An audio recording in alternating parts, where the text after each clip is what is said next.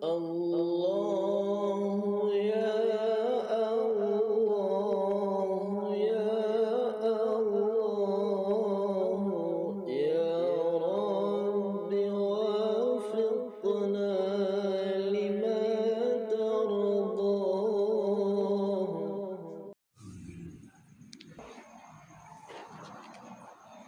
Bismillahirrahmanirrahim. Walidu qoba terbagi.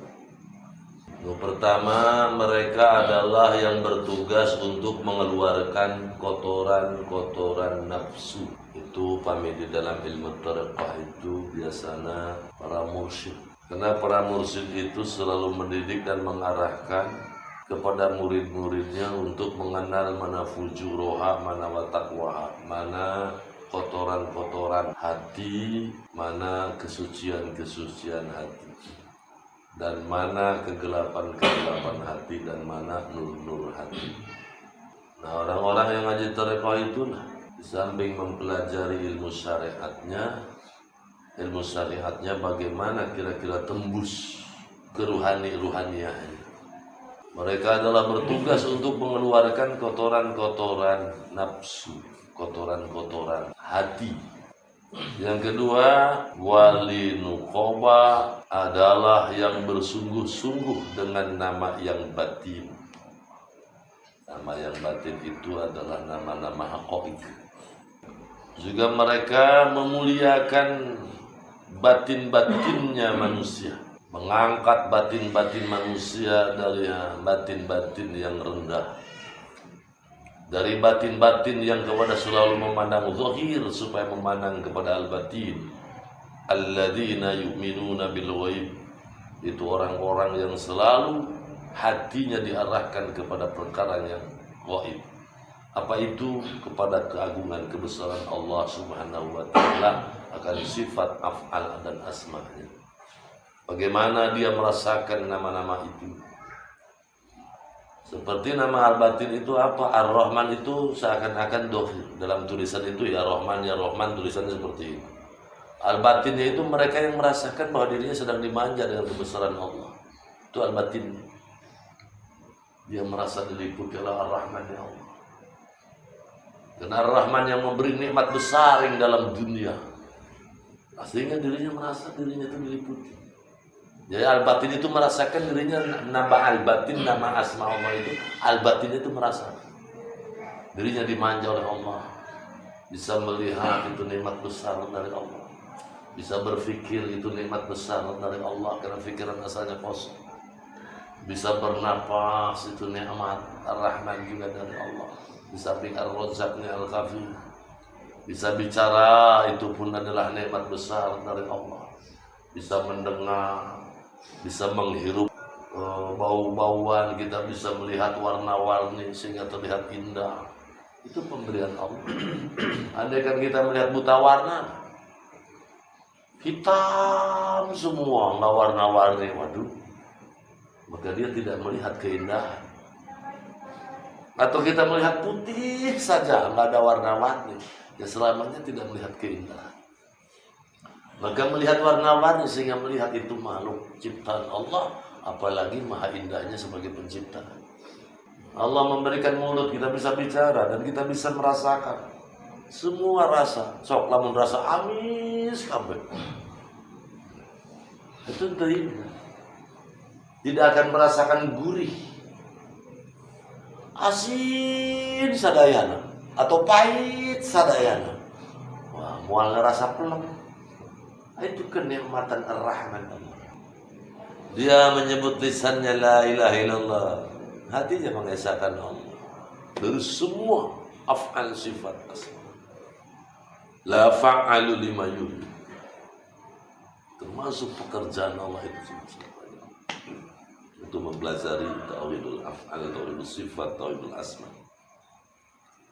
maka akan terjadi tauhidul dzat. La mawjuda illallah, itu termasuk tauhidul dzat.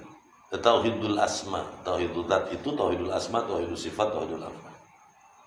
La mawjuda illallah, tidak ada yang wujud. Yang wujud itu kecuali wujud, itu wujud Allah. Apa itu? Af'al. Nah sampean kan itu di af'al digerakkan oleh Allah. Habib bisa nyari restu karena dikalamkan oleh Allah. Ilmunya ya ilmu Allah, bukan ilmu Habib. Nah nanti kita akan bisa mengetahui kalau nama-nama batin itu dan memahami mana batin itu, mana orang bicara karena dirinya dan mana orang yang bicara itu karena Tuhan. Mana ilmu yang mengaku ilmu itu dari dirinya, mana orang itu yang mengaku ilmunya bukan dari dirinya karena dirinya bodoh, itu ilmunya dari Allah itu beda. Sebab mana anak itu saya, abdi teh. Wong ahli Allah nyebutkan anak, nyebutkan aku tuh hanya Allah. Seperti Syekh Abdul Qadir. Qum bi'idni. Bangunlah anjeun, hudang anjeun kelawan izinku. Mana aku ini bukan aku. Kenalah maujud, hanya hatinya memandang Allah. Aku bisa begitu. Orang meminta begitu pun atas izin Allah, atas takdir Allah. Maka aku bicara Syekh Abdul Qadir qum bi'idni itu pun kena izin Allah. Ni'nya itu bil mana bukan diri tapi Allah. Karena Rasulullah selalu mewakili. Tidak mengatakan bahwa itu kalamku, tapi kalam ilahiyah. Demi jiwaku dalam genggamannya. Demi jiwaku dalam genggamannya. Rasulullah selalu bilang. Rasulullah tidak pernah mengaku itu Quran adalah ilmu dari diri. Akunya Rasulullah itu bukan diri, tapi mewakili Allah. Orang yang sudah mewakili Allah beda gerak tingkah sikap. Yang kedua adalah orang yang sungguh-sungguh dengan nama batin, juga mereka memuliakan batin-batin manusia. Dia selalu melihat hakikat. Wahai takdir Allah. Dia melihat WTS pun, itu dia melihat hakikat. Supaya apa? Jadi contoh dan mendoakannya jadi syiar. Ya Allah, dia adalah saudara. Maka jagalah keluarga aku, jangan sampai kau jadikan seperti mereka. Dan mereka saudaraku ya Allah, maka berilah hidayah taufik ya Allah. Nah, orang ahli Allah kasihan, tidak benci. Dia mendoakannya. Kenapa kasihan? Karena kebodohan dan dia tidak tahu. Dia husnudon itu mungkin karena kurang iman, karena kebodohan. Sementara aku cek ahli Allah, andaikan aku masih dengan keilmuanku, dengan keilmuanku. Mereka mengeluarkan hal-hal yang tersembunyi yang berada di dalam lubuk hati manusia. Apa itu mengeluarkan itu? Mengenal sifat-sifat fujur sebagai bentuk kotoran-kotoran maknawi. Kotoran maknawi itu kotoran anu katempo tapi kerasa, ujub, riya, takabur, jahil, aniaya, sirik, dengki, dendam, unek-unek, jengkel, kesel, pemarah, pembenci, permusuhan, perselisihan, malas, tina ibadah, rakus, pelit. Nah, itu mereka berusaha mengeluarkan itu. Kemudian membuka hal-hal yang tertutup, rahasia. Apa itu? Sifat-sifat baik yang tertutup oleh sifat fujur. Nah, kalau kita tidak ngaji rasa, itu tidak sedikit tokoh agama itu ego, sombong, tidak mau terkalahkan oleh orang lain. Dulu kiai-kiai suka bilang balighu anni walau ayat, sampaikan sekalipun satu ayat. Nah begitu kita menyampaikan, hanya tahu dari guru-guru menyampaikan kepada yang lain.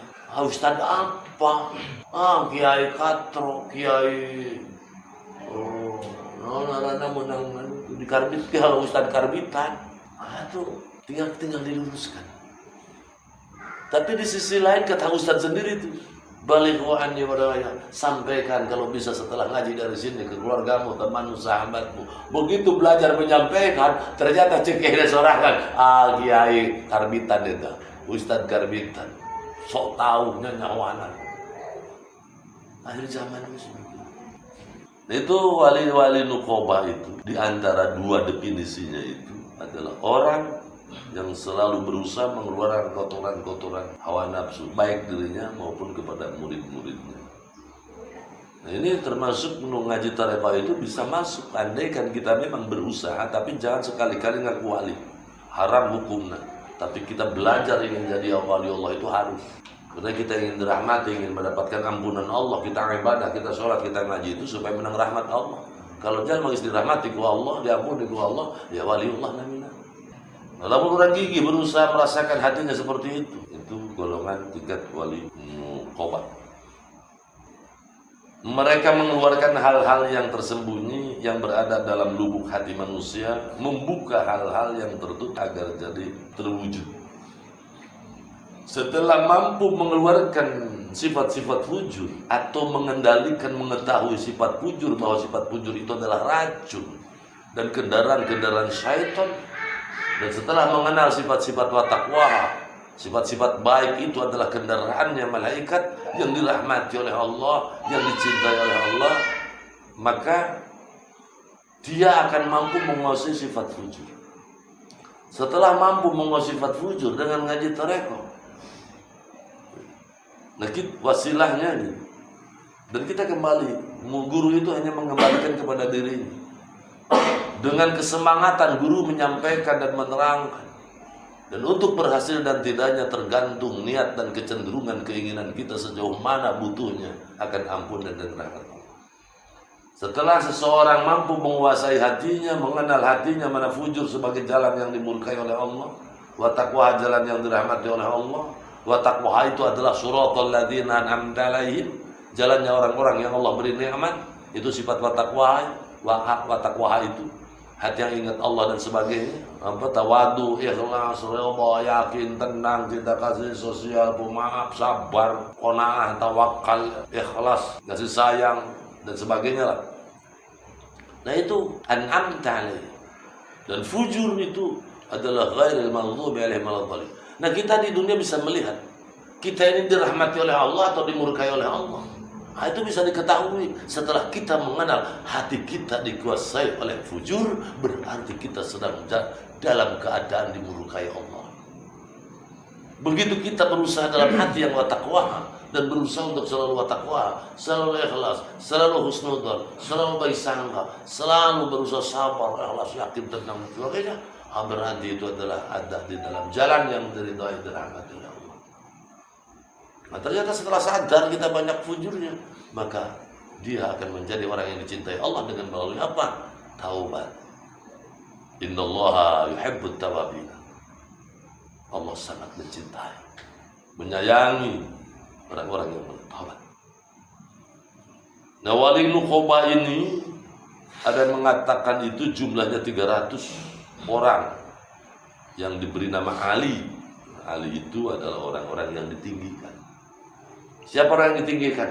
Hatinya yang selalu melihat, mengikuti lintasan wa taqwa, itu adalah tanda orang yang sedang ditinggikan oleh Allah. Nah, itu tidak ada yang tahu. Yang tahu itu ahli-ahli. Mantap, Abi berguru itu tidak melihat orang. Abi melihat sifat guru, bukan melihat orang. Melihat abah, Abi tidak melihat abahnya, tapi melihat sifat-sifat abah. Semangatnya, sosialnya, kasih sayangnya, bagusnya.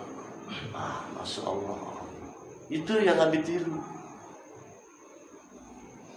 Cara ngambok, lamun ngambok memang tidak ada judulnya gitu. Ngambok mengambok, tidak ada judulnya gitu.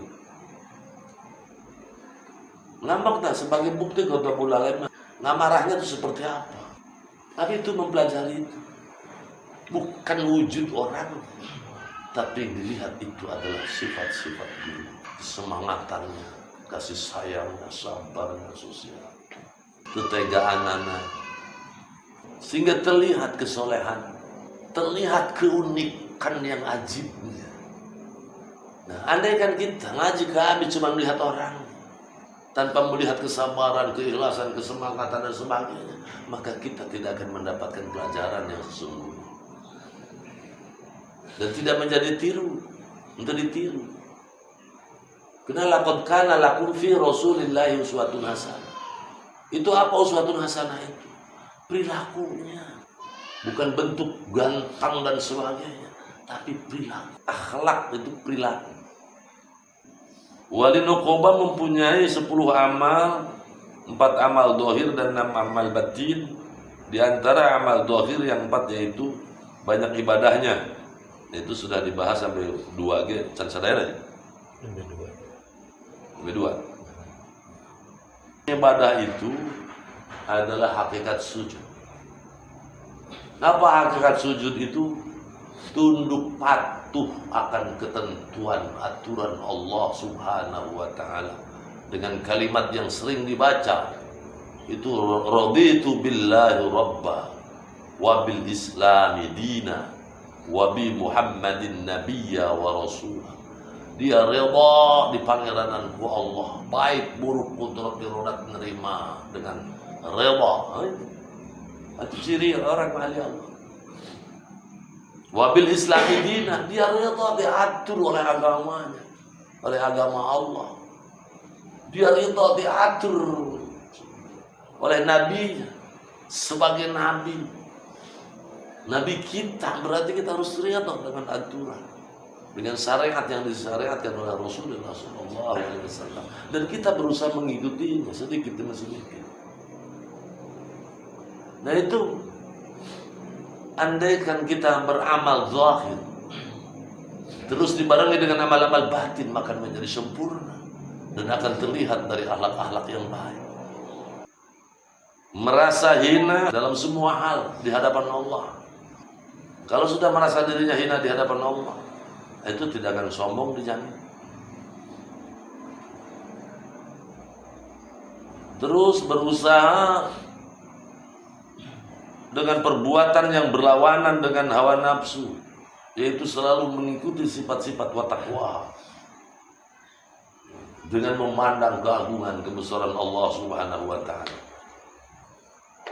Yang kedua, sungguh-sungguh dalam juhudnya. Itu la ilaha, juhud itu ilahi anta maksud. Wa ridhaka matlubi atine mahabbataka wa ma'rifataka. Itu makom pertama. Usahanya dia melaksanakan perintah Allah karena mengharap ridho Allah. Tujuannya hanya ridho Allah.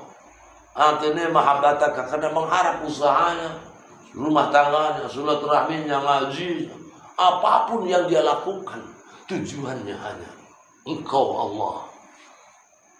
Waradhaka matlubi, hanya Engkau tujuan keriduanmu yang kucari.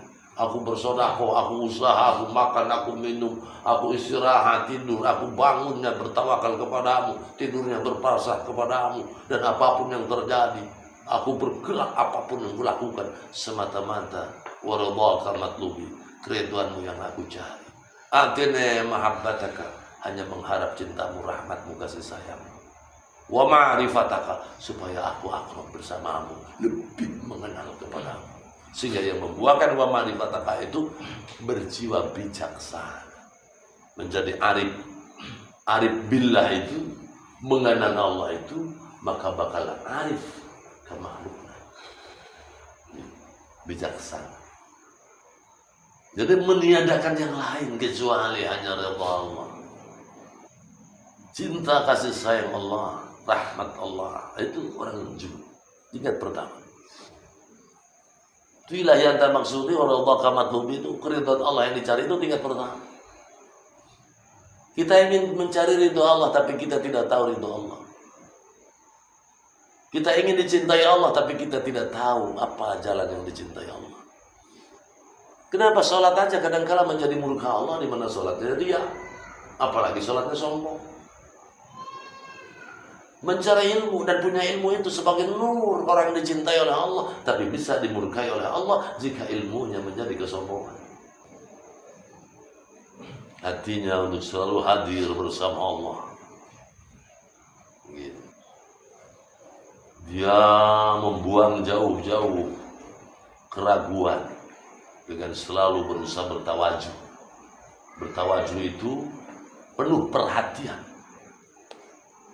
kepada Allah. Itu zuhud, mengikuti sifat-sifat wa taqwa dengan memandang kepada suhudul khasrah bil wahdah, hanya memandang apapun yang kau lihat semata-mata memandang keagungan kebesaran Allah Subhanahu wa Ta'ala dalam semua gerak dan tingkahnya, di mana seperti itu tanda orang yang memasuki makom wali nuqoba. Amalan yang ketiga, amalan wali nuqoba itu adalah kosong dari kehendak, tajrid dari iradah. Nah, tajrid dari iradah itu adalah kosong dari hal yang berlawanan, kosong dari kenikmatan yang bersifat watak, hawa nafsu. Senang-senang, tidur sepuas-puasnya, makan cari seenak-enaknya, kosong dari rasa cinta terhadap dunia, mencintai istrinya karena Allah, mencintai anak-anaknya karena Allah, berusaha dan memberikan nafkahnya karena cinta kepada Allah, menasihatinya karena cinta kepada Allah, membikin rumahnya pun karena untuk mencintai anak istrinya karena Allah, nuntut ilmunya karena untuk bagaimana cinta kepada Allah. Kosongnya dari memandang af'al makhluk. Nah, itu sudah tauhidul af'al. Nah, ini harus mempelajari tauhidul af'al. Jangan sampai tapi kita nanti berpandangan kepada faham apa itu Jabariyah atau Qadariyah atau faham wahdatul wujud menurut versi Siti Jenar. Itu pun harus dipelajari. Bagaimana kita belajar tauhidul af'al? Karena kita tidak boleh mengosongkan dari memandang af'al makhluk, hasil pekerjaan makhluk. Ia menang aing, ia menang si anu. Wong ahli Allah selalu memandang itu dari Allah. Kalau melihat orang maksiat, sehingga kita mohon kepada Allah, ya Allah, jangan kau jadikan orang yang maksiat. Dan dia pun saudaraku, berilah dia hidayah taufik. Begitu kita salah, jangan menganggap kita salah itu, wah ini saya salah itu disalahkan oleh Allah. Yang jangan. Kita melihat kepada orang lain, melihat takdir Allah. Supaya kita takut.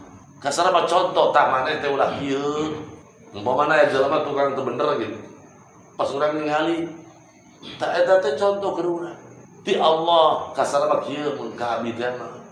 Tah dek, cek misi Allah teh mah gitu. Maneh teh ulah nyontohan tah si teh kalakuan kitu teh. Sabab gerakan kitu teh kalakuan anu dimurkai ku kaula. Maka wong ahli Allah begitu ningali kitu. Dia menjerit, ya Allah jaga diriku dan keluargaku dari perbuatan yang jelek sepertinya. Dan dia pun saudaraku, ya Allah, maka berilah hidayah taufik. Nah, itu orang ahli Allah. Jadi kita melihat kejelekan orang itu atas takdir Allah, sehingga kita takut ditakdirkan oleh Allah melakukan hal yang seperti mereka lakukan. Begitu kita salah, akui itu kesalahan kita, karena kita memang pengikut hawa nafsu. Supaya apa? Kita benar bertobat kepada Allah. Bertobat itu kembali kepada ajaran yang baik. Mun anjlok teh mah di jalan kereta dibenerkeun deui. Susus anjlok benerkeun deui gitu. Iradah itu, kehendak itu meninggalkan kebiasaan yang tidak mempunyai nilai ibadah. Kehendak itu yang kita lakukan hawa nafsu itu berarti kita mengikuti keinginan hawa nafsu.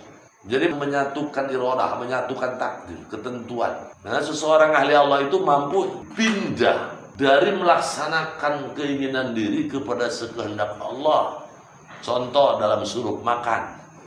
Makan itu bukan karena lapar, tapi lapar itu diciptakan oleh Allah dan diadakan oleh Allah, dan lapar itu adalah perintah Allah dengan ayat ya Yuhannas kulu mimma fil ardi halalan thayyiban.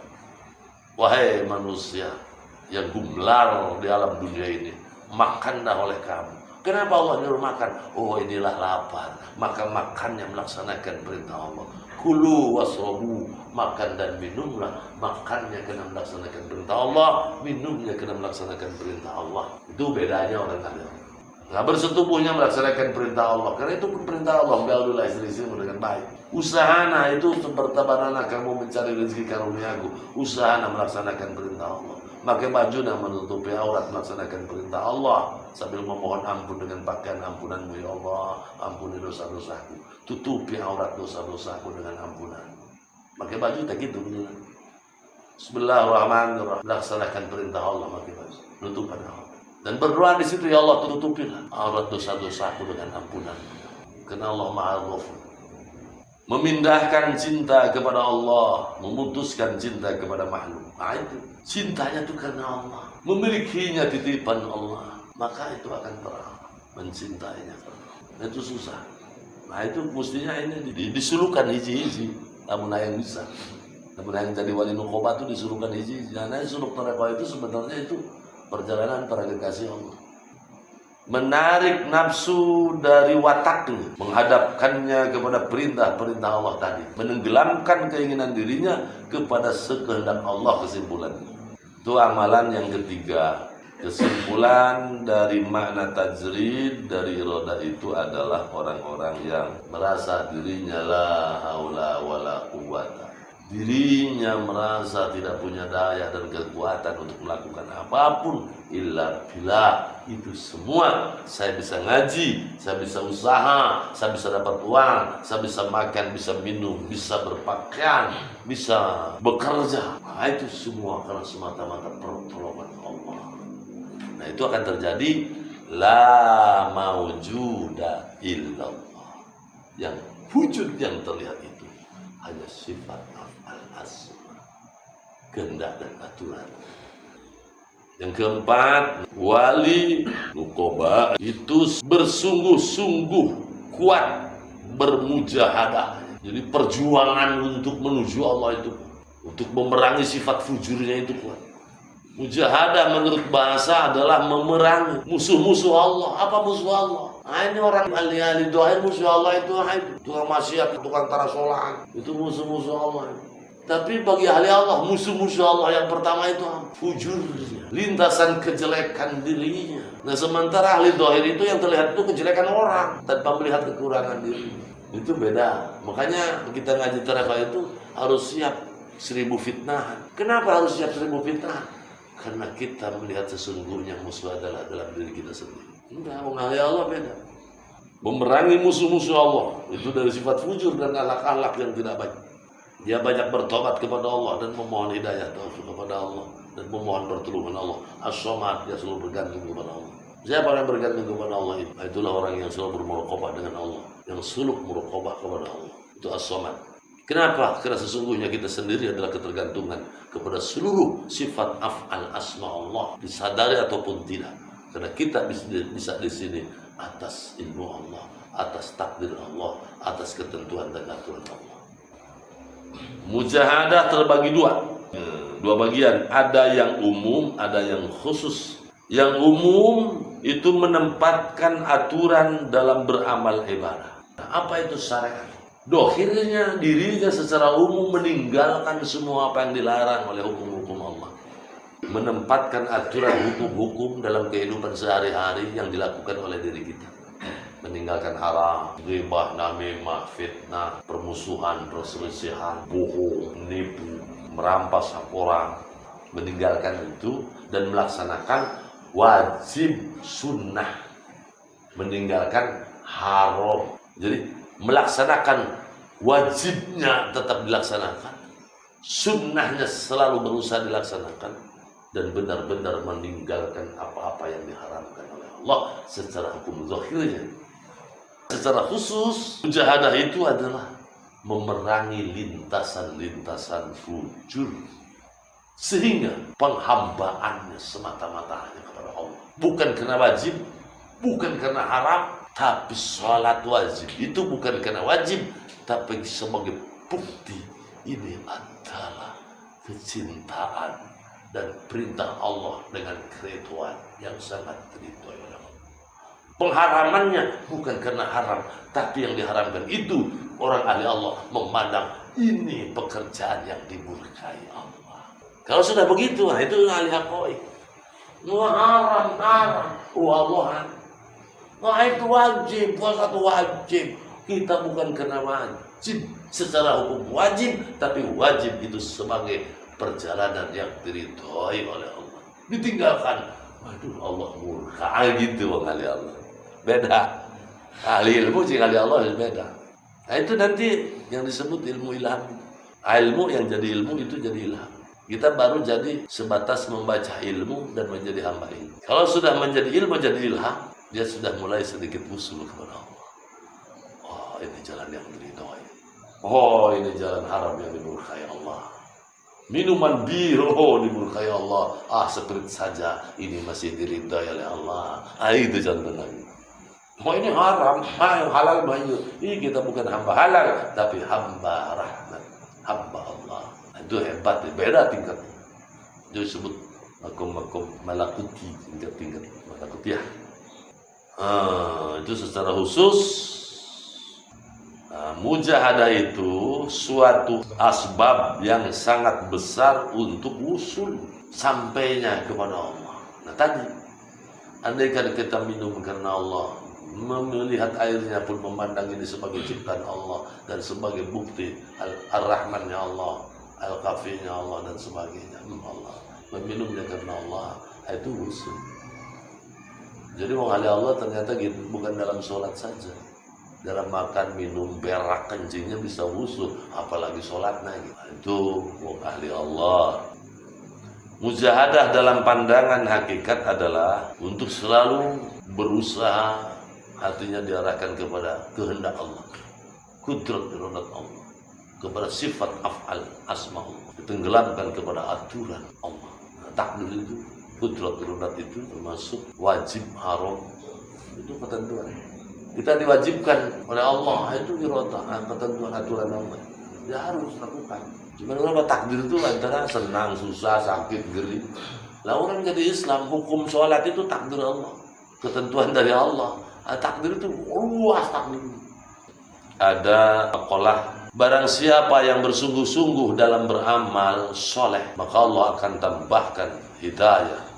Barang siapa yang menghiasi dirinya dengan mujahadah, maka Allah akan hiasi hatinya dengan cahaya musyahadah. Ya alima ma fis sudur, wahai yang mengetahui isi dadaku, akhrizni ya Allah, maka keluarkanlah wahai Allah dalam isi dadaku ini, minaz zulumati, dari kegelapan. Apa itu kegelapan? Hati yang dikuasai oleh sifat fujur, ila nur, kepada cahaya. Apa itu cahaya? Hati yang selalu dikuasai oleh sifat taqwa, dengan berpandangan bermuraqabah kepada Allah. Itu yang disebut hatinya penuh dengan nur ilahiyah. Itu para wali muqabbah itu seperti itu. Itu amalan keempat itu.